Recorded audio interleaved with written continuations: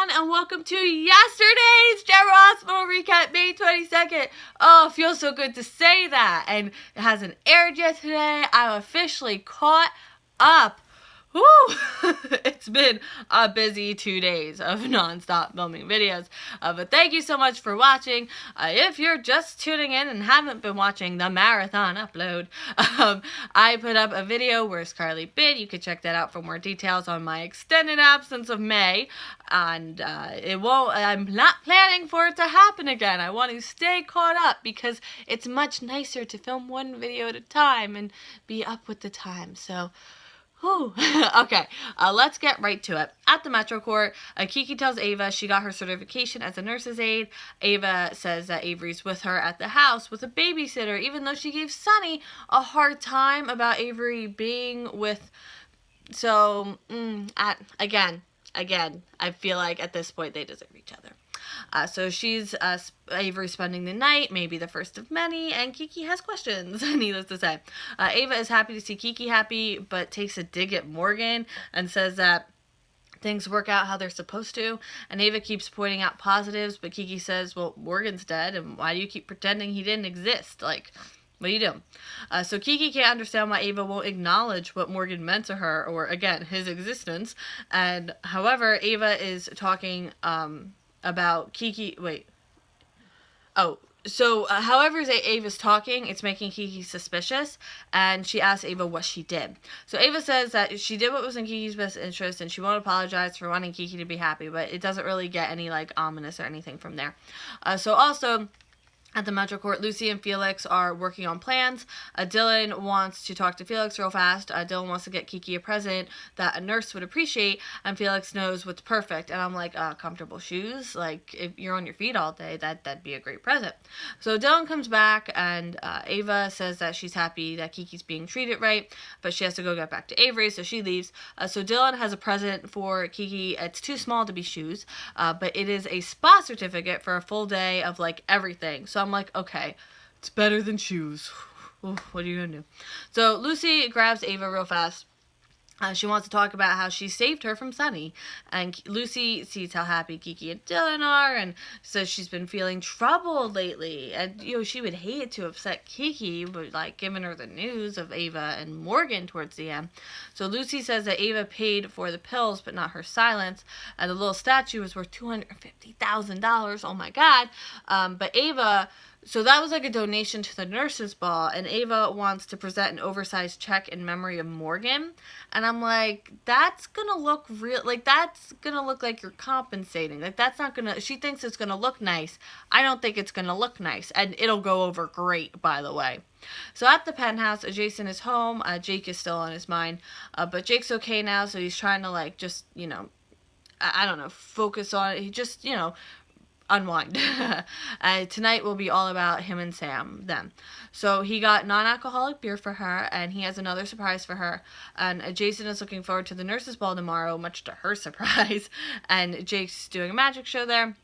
So the present is a leather jacket, a vintage, rare. He won't tell her where he got it. She loves it, and it looks a lot like Negan's jacket, I'm not going to lie.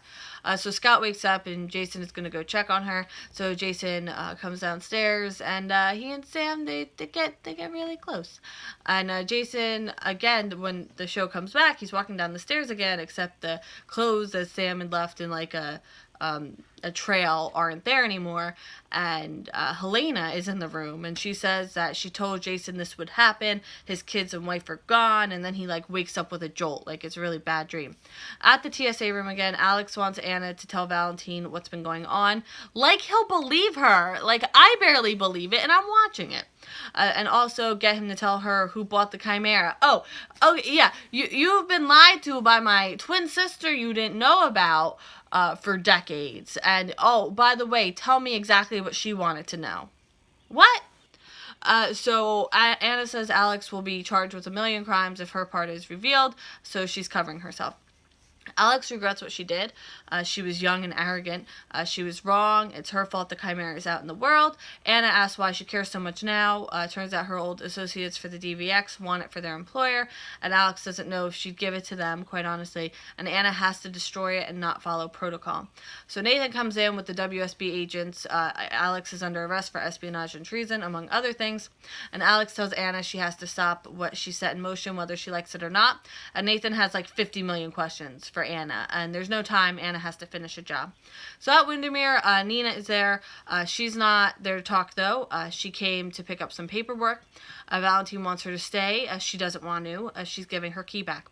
So Valentine says that he won't give the key to Anna. Okay. It's Nina's, and he says, Charlotte's here. She'd like to see you. But she doesn't want him to use Charlotte like that. And Valentine says that he's finished with Anna. It doesn't matter to Nina if Anna used him. He'd go running to Anna now if she texted, in her opinion. So Nina asks if he loves her enough to choose her over Anna once and for all. And I guess his pause or whatever you've interpreted it as, to her the answer is no. She knows the answer is no, even though he says otherwise. So Nina says that they're not a family. He made sure of that. So Valentine doesn't blame her for doubting him. He just needs time to redeem himself, just one more night. So she wants him to stop promising things he can't deliver. He's going to go check on Charlotte and just ask that Nina be there when he gets back. So she is staying there, and she looks at a picture of them when Anna comes in. She picked the lock. Nina sees her. She asks how she got in. Anna apologizes. Valentine wasn't answering his phone, and it's urgent. So Nina calls her a user, and Anna says she doesn't know what she did. And Nina's like, yeah, there is no she. You did. And she can't even blame Valentine for falling for Anna's tricks. So Valentine comes back in the room and yells at Anna, like, what are you doing in my house? Nina is leaving. She can't be here another minute. Valentine asks Anna if he has to kill her to make her stay away. But Anna has to explain. Valentine doesn't want to hear her lies. Valentine didn't kill her because he didn't want to jeopardize what he had. So, good guy Valentine. So Anna says that it wasn't her back then or now. He's like, what? So it was her friends with him at the academy. But after that, it wasn't. He's like, what, someone with your face? And she's like, yeah, I have a twin, Alex Merrick. And he's like, what? So she explains everything. Alex was hired by the DVX to do the things Anna wouldn't. It was Alex all those years ago. It was never Anna. She did the kill order too. Actual Anna, has been in a drug-induced coma for 2 months. So she and him were friends once upon a time. He doesn't believe any of it. What difference does it make anyway? And she says that, this holds up the Chimera necklace, and she wants the Chimera. So at Sunny's, Carly is rushing out. Sunny's saying Carly can't be mad. He moved on because she moved on with Jax. Can you not grasp how that's different? So she throws a glass against the fireplace or the wall, who knows, and he did this to anger her, and it worked. So Carly is even more angry that Ava used this information to blackmail Sunny into spending more time with Avery and how this is affecting Avery. And Sunny says, even Carly, Sunny even says Carly's going to have a place in her life. Obviously, isn't on the same page with Ava. So then Carly put it all together. And, Max was so guilt-ridden at the door. He didn't want to let her in. He didn't want to talk to her. He could hardly even, So then Martina comes down, and she's like, I'm not your lawyer anymore, so it's none of your business. And I'm like, stay in your lane, Martina. You are not involved with this at all. So Carly says it is her business. And Sunny says he didn't know that she was her lawyer at the time. They met before they knew. Things happened. And Carly's like, yeah, but what about after? Why didn't he say anything then? But he used this to his advantage. She even wanted to settle, but it wasn't her idea, was it? It was your idea. So then Martina wanted to salvage her reputation and her fee. And Martina says, that's not why you're mad. You're mad because I was in what used to be your bed. And I'm again, Martina, go in another room or something. You do not need to be involved in this. So Carly thinks the Bar Association will be very interested in her breach of ethics. And Martina says that she's a free agent. And Carly's like, nope, you resigned because you were, with my husband and influenced the case. And Martina says that if she would have stayed on, it would have been more unethical. So she's actually not unethical because she resigned. And it's like, yeah, but you tried to do stuff before you resigned, so not so much. Sunny says Martina has a point and brings up Jax. God, I want Sunny and Martina so buried in legal stuff, it's not even funny. I can't right now. Just this part of me, just no. That's where I keep my frustration of hypocrisy. So she says that Carly says, she was with Jax after Sonny ended their marriage. She took him at his word because he couldn't wait 5 minutes for her to forgive him for months of lies. And then he had Jax deported, and Sonny's hurting Jocelyn in the process. And again, Martina interjects. And I'm like, you don't need to be here. So Carly hasn't forgotten anything that she said. She hasn't forgotten how Martina tried to manipulate the divorce, and Carly will keep everything Sonny signed over. She's even more determined now. And honestly, I don't blame her. So Carly leaves, and Martina says she has every right to be upset, and it's not too late for Sonny to go after her. And Sonny's like, I don't go after anyone. So Sonny assures Martina Carly won't file charges. And yeah, okay. Martina says he doesn't see it, but she does, because she's been... Misha, what are you doing? She's been in this business long enough. The anger and accusations mean Carly's still in love with him, and he loves her too. And then Martina leaves. And what does Misha do? Misha knocks stuff down. That's what Misha does. Now back at the Metro Court, Carly calls Diane. Max told her everything already. Carly will be finding her own new lawyer.